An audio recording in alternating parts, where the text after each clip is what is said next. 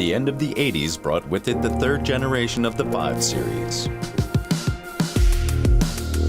Exceptional quality, technology, comfort, and dynamics signify this 5 Series.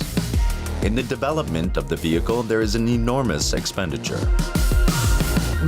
Our research engineers drove over 7 million kilometers in the desert, in Lapland, and through the Alps to really discover any small difficulty. There were more than 120 prototypes and 500 pre-series vehicles. To better understand the third generation of the 5 Series, you have to know that it was developed together with the 7 Series that had come 2 years before. For this reason, the 5 Series of the third generation also adopted in many parts the design of the 7 Series. For the first time, the characteristic BMW kidney joined the body. The silhouette is wedge-shaped, with a deep front and a higher rear. You can see that this vehicle was designed with regard to aerodynamics. With an air drag coefficient of 0.3, the car remained a benchmark for many years. The interior is more luxurious and larger than its predecessor. The cockpit driver-oriented. Plenty of technology characterizes this generation. We have innovations like ellipsoid headlights for better illumination of the roadway with less stray light. We also have driving assistance systems like the ASC and ASC Plus T. That means there are a lot of electronic helpers that originated here and positioned the BMW 5 Series as a high-tech vehicle. The 5 Series of the third generation also had considerable changes under the hood. The engine lineup ranges from the 4 to the 8 cylinder.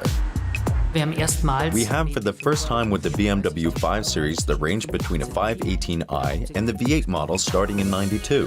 That means from 113 to 286 horsepower. Since then, we always have a large variety of motors. In 1991, BMW offers for the first time the 5 Series as a touring. A lifestyle wagon in the upper mid-range class with lots of space and variability. With the 5 Series Touring, our goal was clearly to gain the corresponding market potential in this premium segment. Of course, in a BMW-specific manner. This can be seen, for example, with the very special hatchback, with the rear window that opens separately. Also added at this time a very special sunroof, and so on. Things that you couldn't find with our competitors back then.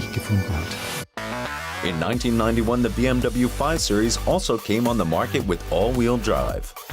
The revolutionary thing was the first electronic distribution control. It was completely variable and could be distributed between the front and the rear axle, and that was unrivaled amongst our competition. It was an important technological step because we introduced a technology that we're still using today, of course further developed. It was also at the same time the start of our fulfillment of customer requests from the USA, specifically in comparison to all the SUVs that came out back then. So that was more or less our first response. A special highlight are these two 5 Series.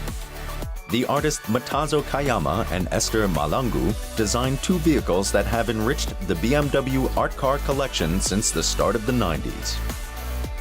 With the third generation of the 5 Series, BMW climbed to the top of the upper mid-range class. Until 1996, this generation of vehicles was sold approximately 1.3 million times.